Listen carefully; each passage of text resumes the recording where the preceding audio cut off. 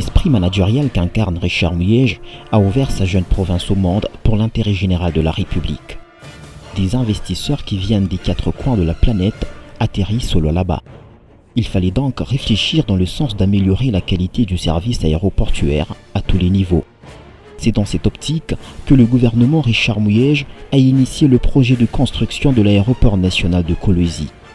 La première étape, il fallait construire l'aérogare. Le projet avance très rapidement.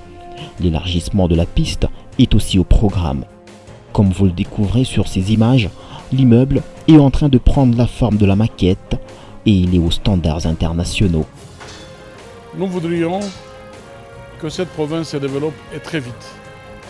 La province a des atouts, mais si on reste dans l'immobilisme, le développement ne viendra pas. Ce n'est pas une génération spontanée. Il faut poser des actes, il faut une grande vision, il faut une détermination, il faut une volonté politique forte. Nous essayons de répondre à toutes ces conditions pour que cette population qui nous observe comprenne l'importance et l'impact.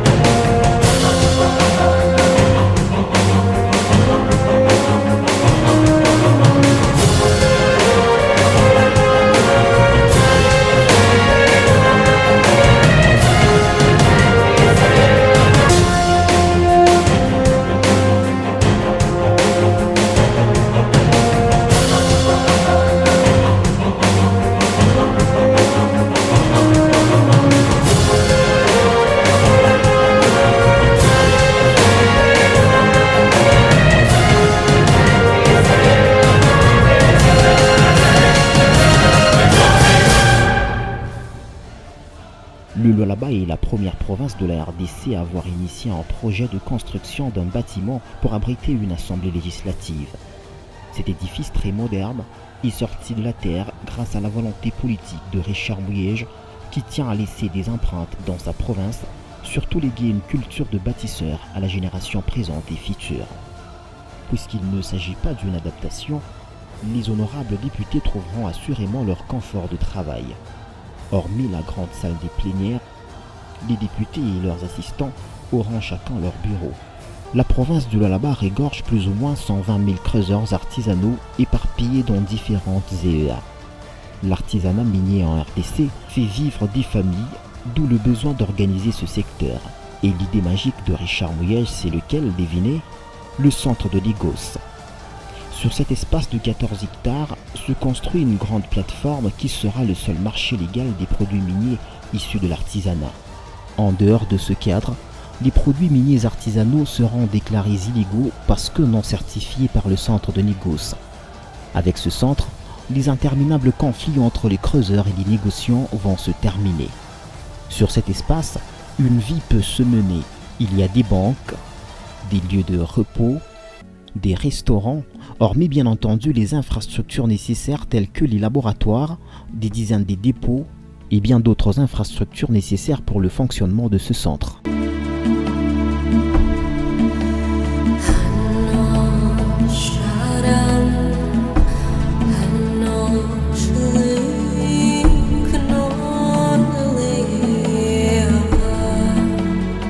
Jusqu'à preuve du contraire, le football demeure le sport roi.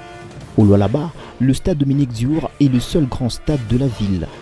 Ce stade n'était plus dans les normes pendant une longue période pour recevoir des matchs. Dès son premier quinquennat, le gouvernement Muyej a commencé à trouver des pistes de solutions pour résoudre ce problème. Et ici, hormis une grande partie de la clôture, presque tout était à refaire à l'intérieur. Il fallait placer la pelouse synthétique sur l'aire de jeu, tout autour placer le tartan pour les athlètes, construire des terrains de basketball, de volleyball et de handball. Ensuite, il fallait placer les lumières.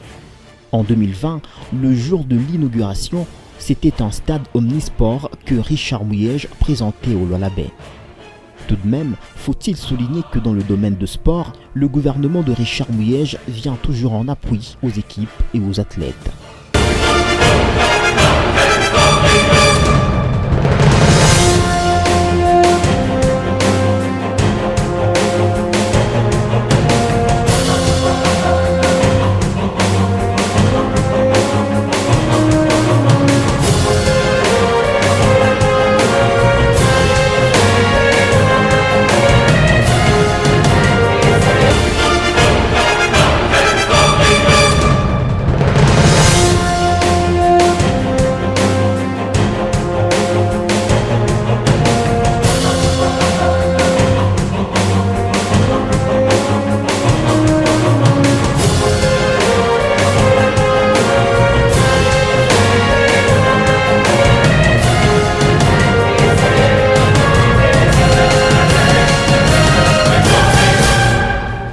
juste à côté de l'hôtel du gouvernement, deux grands édifices ont été construits. Le premier, c'est le pavillon présidentiel et le second, la Banque centrale du Congo, BCC. Le pavillon présidentiel, c'est un cadre somptueux et est en quelque sorte le palais de la nation du président en province. S'il arrivera qu'il séjourne dans la province du Lualaba un jour, ses réunions et ses audiences se tiendront ici. Richard Muyej incarne véritablement l'excellence.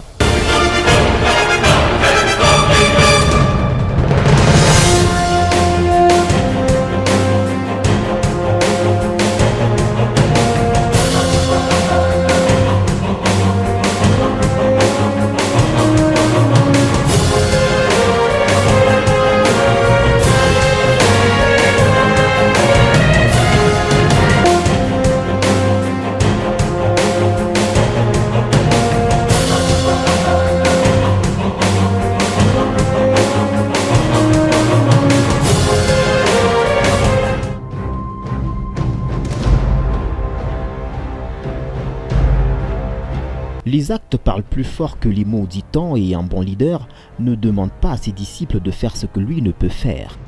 En regardant Richard Muyej, représentant de l'État prêché par l'exemple, les entreprises implantées au Lualaba emboîtent à leur tour le pas. Des immeubles se construisent, contribuant ainsi à l'embellissement de la ville.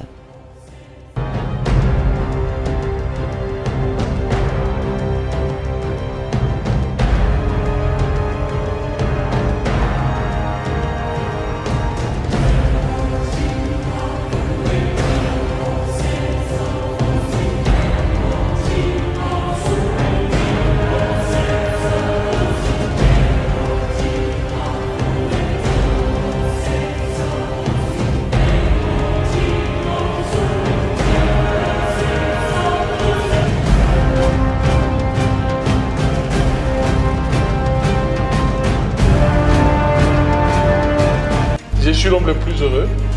Quand je passais par ici plus tard, je me dirais, ça s'est fait pendant que j'étais gouverneur.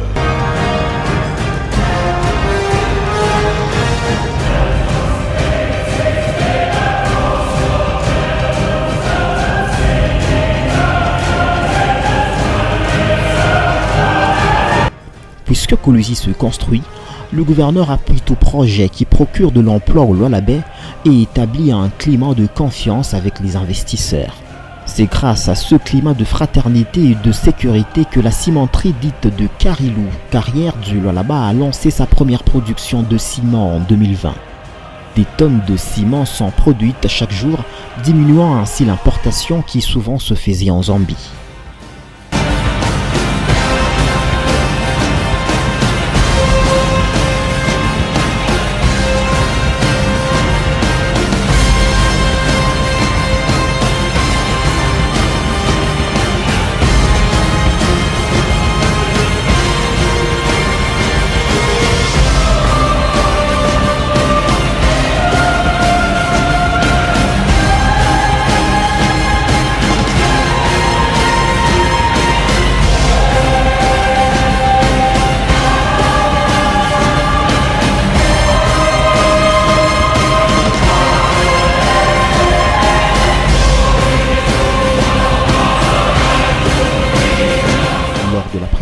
De son plan quinquennal 2018-2023 à l'Assemblée provinciale du Lualaba, le gouverneur a mis l'homme au centre de toutes ses préoccupations.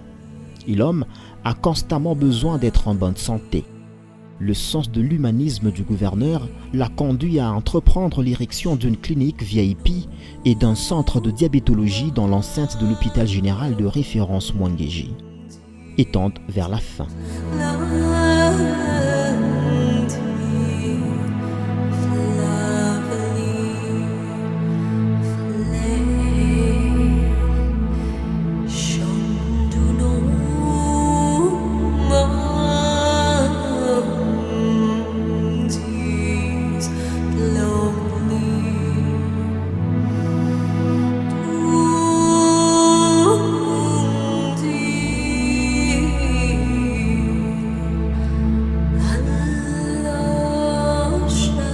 ce même souci de redonner le sourire au Lualaba, des campagnes d'opération des fistules obstétricales se déroulent.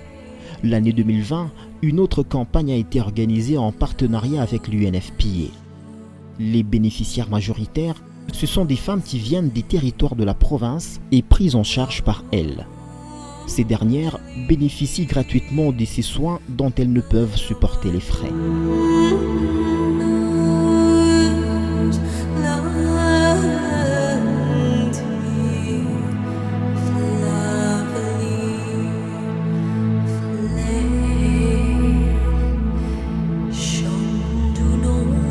Je remercie Papa Mouyej. Je remercie le gouverneur Richard Mouyej. Nous avons sillonné partout avec cette maladie des fistules sans succès.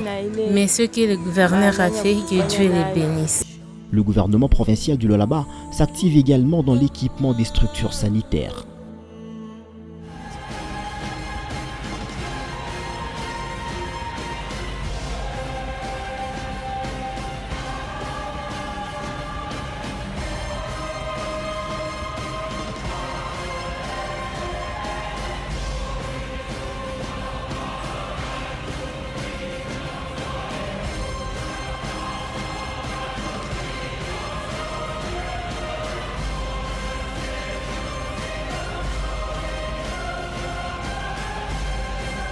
Partout dans le monde, le Lualaba a enregistré aussi quelques cas de coronavirus. Sous le leadership de Richard Mouyej, cette pandémie n'a pas su faire des ravages. Des fronts tant physiques que spirituels ont été activés pour contrer la pandémie. L'équipe de riposte, qui a tout misé sur la prévention, a été revigorée pour sa lutte par l'appui de tout un gouvernement, commençant par le gouverneur lui-même qui a maintes fois revêtu la casquette de sensibilisateur de terrain. Pendant que l'équipe de riposte prêche les gestes barrières, les hommes de Dieu font ce qu'ils savent faire le mieux, invoquer le Dieu du ciel. Ce jour-là, dans la salle de conférence de l'hôtel du gouvernement, une prière interreligieuse a lieu. Aux côtés des hommes de Dieu, le président de l'Assemblée provinciale et le gouverneur du Lualaba. Pourquoi, Seigneur, cette pandémie? Pourquoi, Seigneur, cette pandémie qui déchire les familles, qui détruit la nation, qui alarme les pays? Délivre-nous de cette pandémie, épargne-nous de cette pandémie, Seigneur. Pourquoi? Laissez-nous l'invoquer, parce que nous ne voyons pas quelle autre arme pouvions-nous prendre pour lutter contre un ennemi invisible.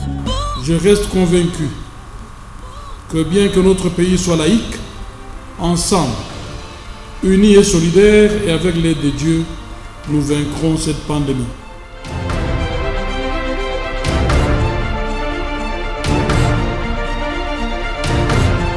Les réalisations du gouverneur ont été multiples en 2020. La même année, par exemple, la population de la cité Jikamine Moussonoy revoyait l'eau couler de leur robinet après des années, alors que celle du quartier RVA jubilait pour l'alimentation en courant électrique. Le courant, c'est un rêve chez nous. C'est quelque chose qu'on ne pouvait pas concevoir dans cette période. Mais nous avons le courant, ça fait 5 ou 7 ans que nous habitons ce quartier. Vraiment, ça fait pour nous une grande joie. En tout cas, nous félicitons beaucoup le gouverneur.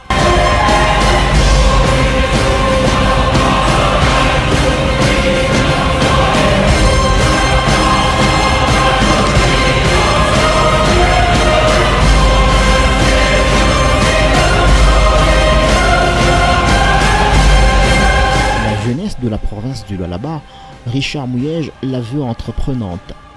Pour ça, il y a tout un ministère et des fonds alloués pour l'entrepreneuriat des jeunes. C'est dans cet angle de vue que le gouvernement provincial a financé la jeunesse de Lualaba Mupanja à hauteur de $100 000. Cette somme a été injectée dans différents projets, principalement l'agriculture. Lorsque la province du Haut-Katanga et du Lualaba était en général secouée par des cas d'insécurité, il fallait pour Richard Mouyej trouver une solution durable. Et la meilleure, c'était renforcer le contrôle des points chauds de la ville grâce aux caméras de surveillance contrôlées depuis le CCO, Centre de coordination des opérations. Ce projet avait vu le jour avec la bénédiction du général d'armée Célestin Mbala. Grâce à ce centre, l'insécurité a baissé considérablement, si pas totalement, dans la province du Lualaba. Je voudrais profiter de cette occasion pour le remercier. Parce que le CCE qu'on a installé, peut-être que les gens ne le savent pas, c'est sa décision. Et que nous avons très bien accueilli. Et aujourd'hui, nous savons apprécier l'efficacité de ce CCO. Et j'en profite aussi pour le remercier parce que le commandement de la région militaire avait consenti d'envoyer une petite équipe pour l'organisation de la contre-patrouille. C'est un apport considérable, remarquable, qui nous a aidé à maîtriser tant soit peu les effets de la criminalité. Toujours en 2020, Richard Mouyej lançait la récolte de 18 000 tonnes de maïs en Kando. La saison culturelle 2019-2020, la province du Lualaba a réalisé 3 000 hectares de maïs dans un partenariat public-privé avec la ferme Morikita. Ce projet était initié dans le but de réduire les importations en farine de maïs.